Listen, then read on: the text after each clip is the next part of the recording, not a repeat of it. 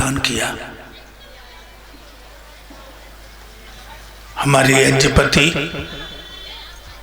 इनकी धर्मपत्नी भगवान के लिए अपने को समर्पित कर बैठी हैं। और भाइयों,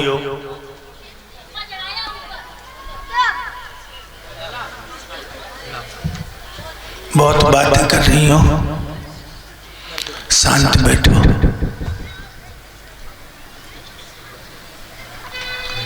भाइयों,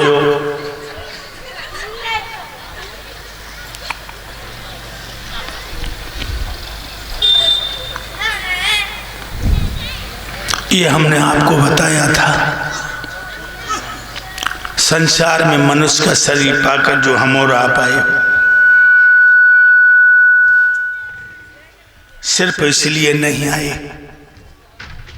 बड़ी सुंदर औरत के साथ विवाह हो गया, संतान हो गई, धन पैदा कर लिया। ये तो नीच भ्रष्टाचारियों की अभी है। भाइयों, सच्चा मनुष्य वो है जिसने धर्म रूपी धन कमा लिया। वो मानव शरीर को पाकर धन्य हो गया। भाइयों, उस परमपिता परमात्मा के लिए तुम इतने बड़े बेवकूफ हो, देख रहे मैं कथा कह रहा हूं। भाइयों, ईसा न विद्या तपो न दानम ज्ञानम न शीलम गुणो न धर्मा ते मृत लोके व्यवहार होता मनुष्य रूपेण मृगाश्चरन्ति। इसमें विद्या नहीं है, तप करने की श्रद्धा नहीं है, दान करने को जी नहीं चाहता, जिसके हृदय में ज्ञान नहीं है, आंखों में शील नहीं है, कोई गुण नहीं और धर्म के अनुकूल आचरण नहीं करता, मनुष्य होकर वो पशुओं से घिरा हुआ है। भाइयों, धन कमाना कोई बड़ी बात नहीं, धन साधन है, साध्य नहीं। धन से तुम बिस्तर खरीद लोगे, बहुत अच्छा, नींद नहीं मिलेगी। धन से तुम्हें औरतें बहुत मिल जाएंगी, बहुत औरतें मिल जाएंगी, लेकिन धन से तुम्हें पत्नी नहीं मिलेगी। धन से तुम्हें नौकर मिल जाएंगे, धन से तुम्हें पुत्र नहीं मिलेगा। धन से तुम हारमोनियम ढोलक मजीरा खरीद लोगे, गला नहीं मिलेगा। धन से तुम गीता कुरान बाइबल खरीद लोगे, ज्ञान नहीं मिलेगा।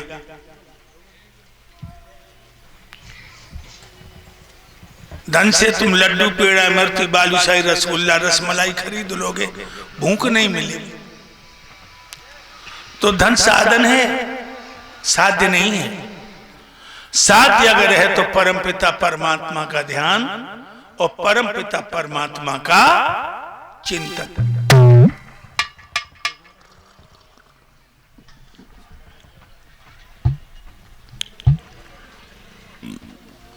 इसीलिए उस प्रभु के लिए समय निकालो। वासना में डूब जाओगे तो किनारा नहीं मिलेगा।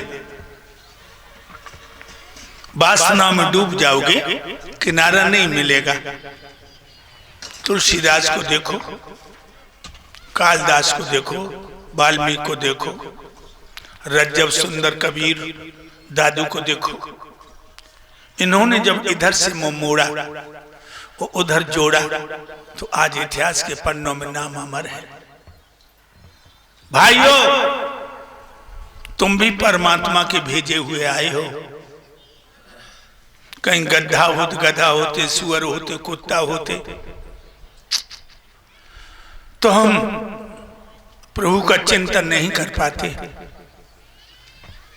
हाँ, इतना मैं जरूर कहूंगा कि जब तुम प्रभु की तरफ दौड़ोगे तो भयंकर तूफान आएंगे जिंदगी में। मीरा को देखो, पागल हो चुकी थी कृष्ण के लिए। मेरे तो गिरधर गोपाल दूसरा न कोई। गोना होके गया, रात में उसका पति पहुंचा, कलाई पकड़ी, झटका मार के कलाई छोड़ा के बोली, मुझे छुओ नहीं, मैं किसी और को प्यार करती हूं।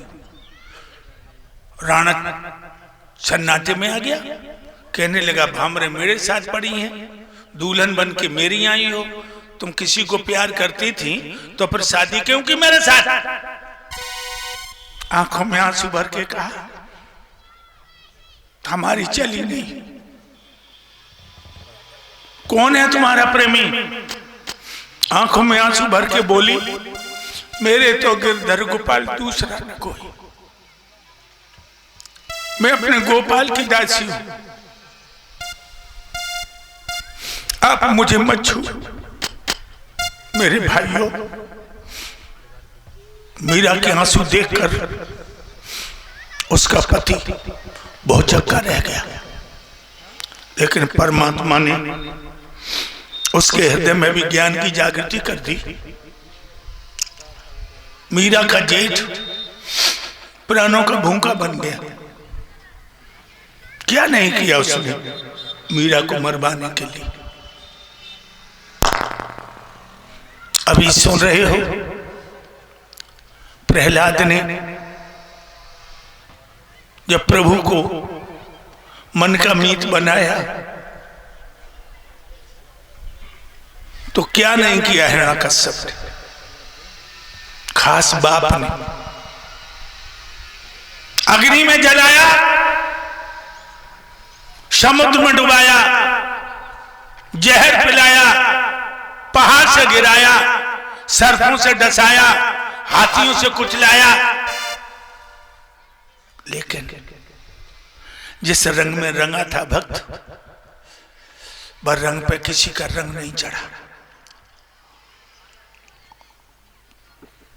मंत्री से कहा, मर क्यों नहीं रहा है जी?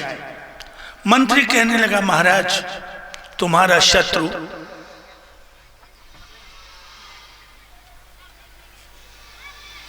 विष्णु छुप छुप के इसकी मदद कर रहा है। क्या करना चाहिए मुझे?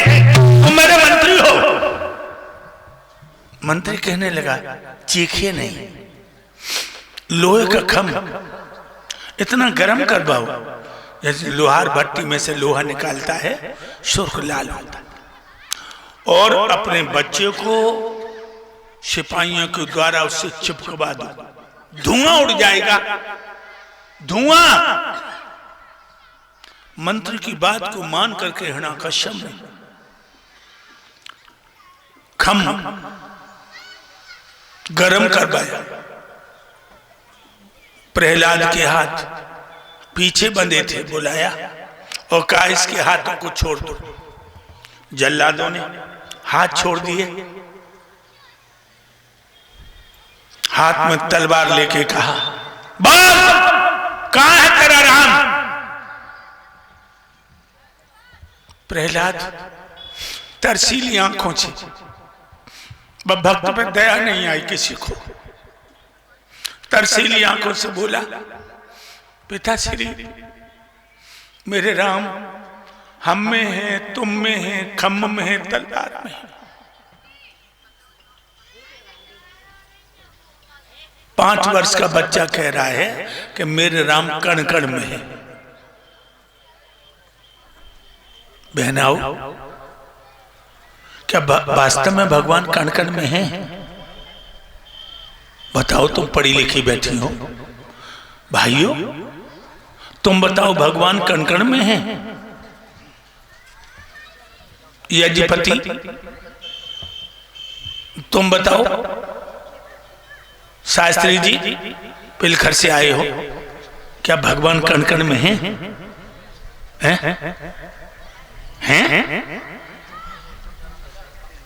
नहीं, भगवान कण-कण में नहीं है, भगवान कण-कण में नहीं है, कण-कण भगवान में है। मछली ये कहने लगे समुद्र मेरे में है, कितनी बड़ी मूर्ख है। कण-कण में भगवान नहीं है, कण-कण भगवान में है। मछली में समुद्र नहीं है, समुद्र में मछली है। लेकिन 5 वर्ष का बच्चा यही बोला, क्योंकि वह कुम्हारी ने जो कहा, जो मंत्र दिया, उसमें वो दृढ़ विश्वास किए बैठा है। मेरे भाइयों, खड्ग का प्रहार किया खम्भ पर, आज भी खम्भ फटा और नरसिंह भगवान प्रकट हो गए। बोलो नरसिंह भगवान की। याद रखिए, इतना ऊपर का चेहरा शेर का, नीचे का धड़ पुरुष का, लंबे लंबे बाल खड़े हैं, 4 भुजाएं हाथी जैसी सूंडें, एकदम से दहाड़े शेर की तरह। और हिरण्यकश्यप को दबोच लिया, जैसे बाज बटेर नाम के पक्षी को दबोचता है।